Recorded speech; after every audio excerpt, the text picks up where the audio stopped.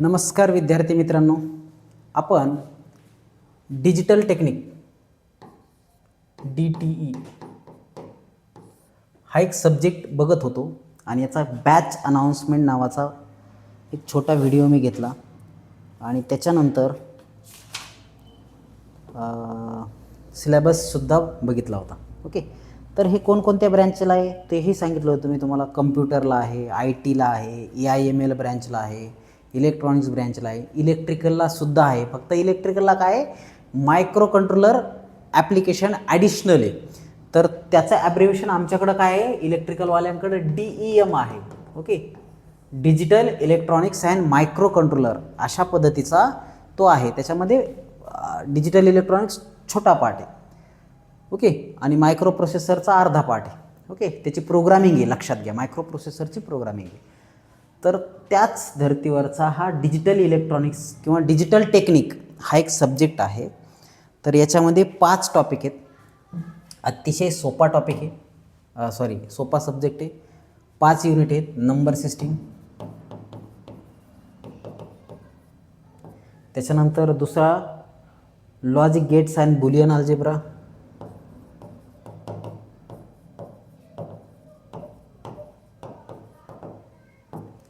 तिसरा टॉपिक आहे तुमचा कॉम्बिनेशनल लॉजिक सर्किट,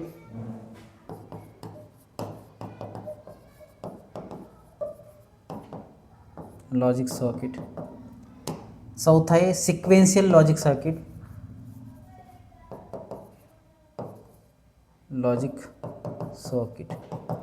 आणि 5वा आहे तुमचा डेटा कन्व्हर्जन अँड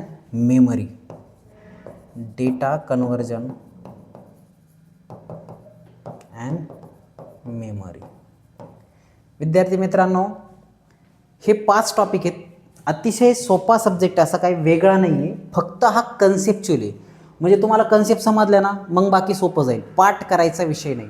जसं तुम्हाला C लँग्वेजमध्ये नंबर सिस्टम ऑलरेडी झाली, तर नंबर सिस्टममध्ये काय आहे, नंबर सिस्टममध्ये वेगवेगळ्या टाईपच्या नंबर सिस्टीम आहेत. ओके, कोणकोणत्या नंबर सिस्टीम आहेत, ऑक्टल, डेसिमल, हेक्साडेसिमल आणि बायनरी. तर ह्या number system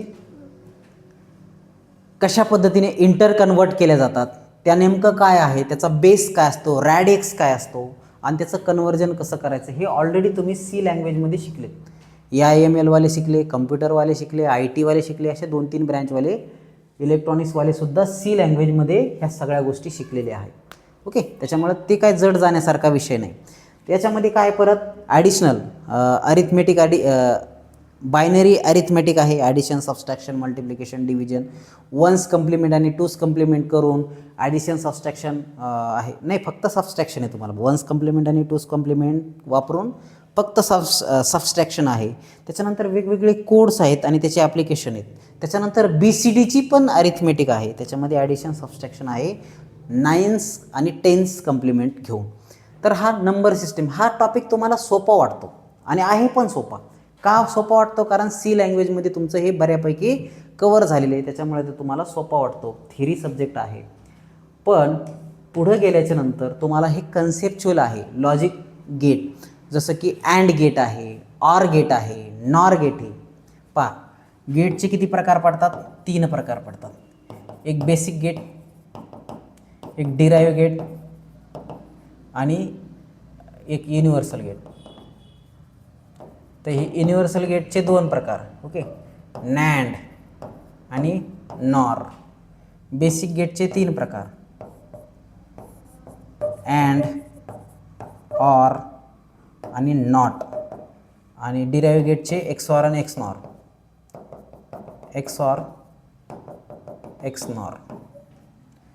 okay, basic gate हे मूलभूत गेट आहेत, याच्यापासून हे बाकी सगळे गेट बनतात. ओके, याच्यापासून डिराइव्ह गेट बनतात. आणि युनिव्हर्सल गेट हे असे गेट आहेत की त्याच्यापासून कोणतंही गेट तयार होतं आहे, म्हणून त्याला युनिव्हर्सल गेट असं म्हणतात. तर हे लॉजिक गेट्स आपल्याला शिकायचे आहेत. आणि याच्यासोबत बुलियन अल्जेब्रासुद्धा शिकायचं आहे. याच्यासोबत काय शिकवायचं आहे, बुलियन अल्जेब्रासुद्धा शिकायचं आहे. डी मॉर्गन थेरमसुद्धा शिकायचं आहे. तर हेच तुम्हाला याच्या डी मॉर्गन थेरम, त्याचे डेरिव्हेशनवरून डायग्राम तयार करणं, ओके. समजा हा एक XOR गेट आहे. कोणता गेट आहे? गेट आहे XOR गेट आहे.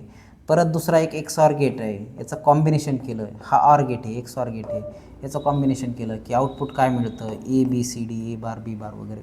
तर अशा पद्धतीचे कॉम्प्लेक्स हे आहे. तर त्याचं इक्वेशन बनवा, y = A + B, A.B वगैरे वगैरे. हे बुलियन अल्जेब्राचे एक्सप्रेशन आहेत, न्यूमरिकलच आहेत ते. ओके.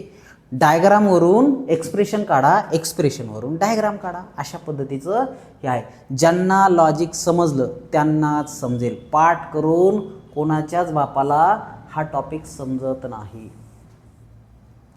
येतं लक्षात? पाठ करायचा विषय नाही, समजत खूप सोपं आहे, अवघड असं नाही आहे. कन्सेप्च्युअल आहे, कन्सेप्ट समजला बाकी काहीच नाही, बाकी चिल्लर आहे. ओके, बाकी चिल्लर आहे. आता माझ्याकडं DMEचे काही मुलं होते क्लासला मागच्या वेळेस, त्यांना त्यातले 3 मुलांना 100 पैकी 100 मार्क पडलेले आहेत. ओके, त्यापैकी 3 मुलाला 100 पैकी 100 मार्क मिळालेले आहेत. ओके, त्यांना फीस रिटर्न द्यावं लागेल. हा माझा क्रायटेरिया. तर याचा सांगायचं तात्पर्य एवढंच की या विषयामध्ये 100 पैकी 100 मार्क मिळू शकतात कन्सेप्च्युअल, आणि नापास पण होतात. सगळ्यात कमी रिझल्ट या सब्जेक्टचा असतो, या सब्जेक्टचा असतो. ओके. DT तुमच्या सिनियरला विचारा, सगळ्यात कमी रिझल्ट या सब्जेक्टचा असतो. टफ सब्जेक्ट आहे. का टफ आहे? कारण कन्सेप्च्युअल आहे. कन्सेप्ट जर क्लिअर झाल्या तरच तुम्हाला ते सोपं जाईल. म्हणजे लॉजिक गेट समजलं, बुलियन अल्जेब्रा समजला, डी मॉर्गन थेरम समजलं तरच तुम्ही डेरिव्हेशन करू शकतात, एक्सप्रेशन बनवू शकतात, इक्वेशन बनवू शकतात, डायग्राम ड्रॉ करू शकतात. त्याच्यात ॲडर, सबस्ट्रॅक्टर, मल्टिप्लायर, मल्टिप्लेक्सर, डिमल्टिप्लेक्सर, हे बरंच काय आहे. तर हे करण्यासाठी तुम्हाला हे लॉजिक क्लिअर असणं गरजेचं आहे. ओके, लॉजिक क्लिअर असणं गरजेचं आहे. समजा अँड गेट, अँड गेट काय म्हणतंय की A आणि B जर दोन्ही असतील तरच तुमचं आउटपुट येतं आहे. कसं बघा, हा एक स्विच आहे आणि हा एक स्विच आहे. ओके, आणि इथं काय लावलं आहे? बल्ब लावला आपण, S1 आणि S2. मला सांगा, हा बल्ब कधी ग्लो होईल रे?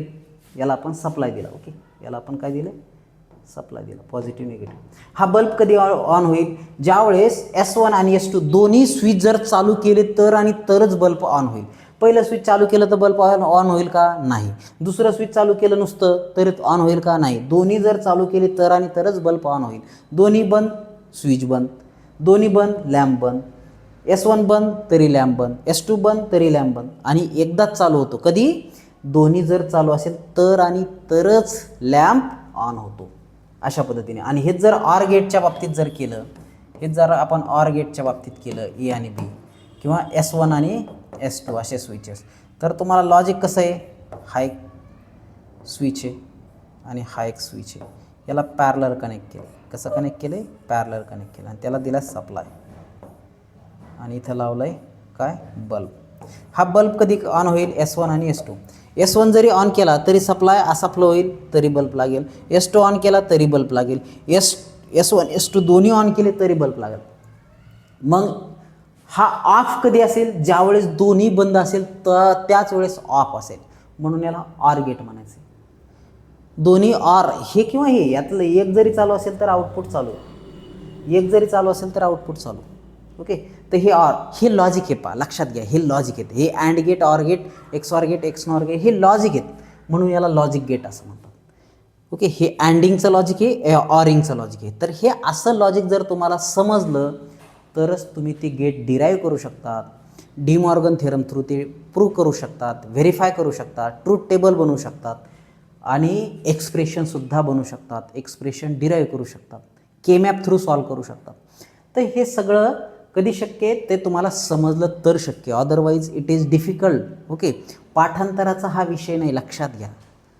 हा सब्जेक्ट थिअरी नाही आहे, पाठ करून मी पाठ केलं आणि मी ते मला ते जमलं असं नाही, ते समजूनच घ्यावं लागेल. नेक्स्ट आहे तुमचं combinational logic circuit. Okay, combinational logic circuit हा एक अतिशय महत्त्वाचा आहे. याच्यामध्ये सम ऑफ प्रोडक्ट आणि product of sum, sum of product and product of sum, अशा पद्धतीचा एक कन्सेप्ट आहे. Okay, sum of product and product of sum, त्याचं कन्व्हर्जन करायचं आहे. त्याच्यानंतर नॅन्ड गेट, नॉर गेट याचं कन्व्हर्जन करायचं आहे. आणि इथं K-मॅप शिकायचा. K-मॅप लय मजेदार गोष्ट आहे, K-मॅप. ओके, K-मॅप शिकायचं आहे. स्वॅप आणि पॉस हे शिकल्याच्यानंतर के मॅप शिकायचं आहे. के मॅप वापरून तुम्हाला बुलियन एक्सप्रेशन डिराईव्ह करायचे, प्रूव्ह करायचे, व्हेरीफाय करायचे, एक्सप्रेशन बनवायचे, डायग्राम बनवायचे. ओके, एक्सप्रेशन बनवायचे, लॉजिक गेटच्या डायग्राम बनवायच्या. त्याच्यानंतर नॅन्ड गेट आणि नॉर गेटला युनिव्हर्सल गेट का म्हणतात, त्याच्यापासून कोणकोणते गेट बनवायचे ते बनवता येतात. ॲडर बनवता येतं, सबस्ट्रॅक्टर बनवता येतं, मल्टिप्लेक्सर बनवता येतं, डीमल्टिप्लेक्सर बनवता येतं. ओके, डिकोडर बनवता येतं आहे. तर हे ते मल्टिप्लेक्सरची ट्री, डीमल्टिप्लेक्सरची ट्री आणि त्याचे डेरिवेशन तर आहेच, पण त्याच्या लॉजिक डायग्राम्स बनवायच्या. म्हणजे बघा, फुल ॲडर जे आहे, फुल ॲडरची डायग्राम जर म्हणलं तर पूर्ण अख्खं 16 कॉम्बिनेशन आहेत. ओके, 8 कॉम्बिनेशन आहेत. तर अशा पद्धतीचे मल्टिप्लेक्सरचे, डीमल्टिप्लेक्सरचे असे कॉम्बिनेशन आहेत. तर खूप मोठ्याल्या डायग्राम आहेत. पण एकदा का समजल्या ना बाळांनो, ते काहीच नाही, चिल्लर आहे. ओके, पण कन्सेप्च्युअल आहे, लक्षात घ्या. सोपं आहे पण कन्सेप्च्युअल. मॅथ कसं आहे, सोपं आहे. अगदी 70पैकी 70 काय 100पैकी 100 मार्क मिळतात मॅथमध्ये. पण सगळ्यात जास्त फेलसुद्धा मॅथमध्ये होतात, ही गोष्ट लक्षात घ्या. त्याच पद्धतीचा हा सब्जेक्ट आहे. ओके, अगदी जबरदस्त शिकवलं जाईल. तुम्ही या, तुम्हाला ऑनलाईन आणि ऑफलाईन दोन्ही पद्धतीने आपण ते शिकू. ओके, इव्हिनिंगचा टाईम आहे आपला माझ्याकडे 5 ते 8 या वेळामध्ये तुम्ही कोणता 1 तास काढायचा आहे. ओके, आणि 1च तास शिकवेल. मग कोणती 5 ते 6 घेऊ किंवा 6 ते 7 घेऊ किंवा 7 ते 8 घेऊ, अशी एक घंटेची बॅच आपल्याला घ्यायची. तर कोणकोणत्या ब्रँचवाले येऊ शकतात, कम्प्युटरवाले येऊ शकतात, IT वाले येऊ शकतात, AIMLवाले येऊ शकतात, इलेक्ट्रॉनिक्सवाले येऊ शकतात. ओके, आणि अतिशय सोप्या पद्धतीमध्ये तुम्हाला ते शिकवलं जाईल. आता 4th टॉपिक आहे तुमचा सिक्वेन्शियल लॉजिक सर्किट. तर हा सिक्वेन्शियल लॉजिक सर्किट, आणि पहिले तर कॉम्बिनेशनल लॉजिक सर्किट आणि सिक्वेन्शियल लॉजिक सर्किटमध्ये काय फरक आहे ते बघा. कॉम्बिनेशनल लॉजिक सर्किट कंबाईन करून केले जातात आणि सिक्वेन्शियल लॉजिक सर्किटमध्ये एकानंतर एक सिक्वेन्स असतो. ओके, डेटा ट्रान्समिशनचा सिक्वेन्स असतो. तर याच्यामध्ये उदाहरण काय घ्यायचं आहे, फ्लिप फ्लॉप सर्किट, त्याच्यानंतर काउंटर, टायमर, हे जे काय आहे हे सिक्वेन्शियल सर्किट आहे. ओके, तर याच्यामध्ये आपण 3 बिट टायमर बघणार आहेत, 3 बिट काउंटर बघणार आहेत, सिंक्रोनस काउंटर बघणार आहेत, 4 बिट काउंटर बघणार आहेत, सिंक्रोनस काउंटर बघणार आहेत, असिंक्रोनस काउंटर बघणार आहेत. तर ह्या सगळ्या गोष्टी आपल्याला या टॉपिकमध्ये शिकायला भेटते. त्याच्यासोबत आपण काय बघणार आहेत, शिफ्ट रजिस्टर बघणार आहेत. Okay, shift register, parallel in parallel out, shift register, timer, त्याच्यानंतर फ्लिप फ्लॉपचे सगळे प्रकार, SR flip flop, JK flip flop, latching circuit, basic latching circuit, MSJK flip flop, त्याच्यानंतर रेस अराउंड कंडिशन, ह्या सगळ्या गोष्टी आपल्याला या टॉपिकमध्ये शिकायच्या. अतिशय सोपं आहे. ओके, आता हे मी खूप वेळेस शिकवलेलं आहे, त्याच्यामुळे त्या सगळ्या गोष्टी मला माहिती आहे, या टॉपिकमध्ये काय, या टॉपिकमध्ये काय, वगैरे वगैरे. त्याच्यामुळे मला ते सोपं जातं. परंतु एकदा का समजलं ना, ते खूप सोपं आहे. आणि जर नाही, रोज याची प्रॅक्टिस लागेल. मॅथसारखा रोज याला प्रॅक्टिस करावं लागेल, तर हा सब्जेक्ट आहे. 2 दिवसाच्या 3 दिवसाच्या अभ्यासावरून एखाद्याचा निघू शकतो, निघणारच नाही असं नाही म्हणत मी, परंतु त्या पद्धतीचा हा सब्जेक्ट नाही. याला एवढं इझी घेऊ नका, लक्षात घ्या. ओके, त्याच्यानंतर डेटा कन्व्हर्जन. आता डेटा कन्व्हर्जन आणि memories. Okay, data conversion, analogue to digital कसं कन्वर्ट करायचं आहे, डिजिटल टू ॲनालॉग कसं करायचं आहे. तुम्ही पिक्चर, आता पासपोर्ट साईजचा फोटो काढला तर 3 KB चं 5 KB कसं करतात, 5 KBचं कॉम्प्रेस कसं करतात. तर हे जे कन्व्हर्जन आहे ते तुम्हाला जमतं. ओके, मोबाईलवर वगैरे तुम्ही करता, समजा कम्प्रेस करायची एखादी इमेज किंवा झूम करायची, झूम आऊट, झूम इन करायची.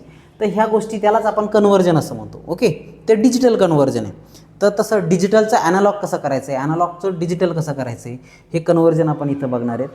त्याच्यानंतर त्याचे टाईप्स बघायचे आहेत आपल्याला आणि मेमरी बघायची. तर मेमरीमध्ये 2 टाईपच्या मेमरी असतात, एक रॅम असते आणि एक रॉम असते. रॅम म्हणजे रीड ओनली मेमरी. रॅम म्हणजे काय, रीड ओनली मेमरी, तर आपण फक्त ती रीड करू शकतो.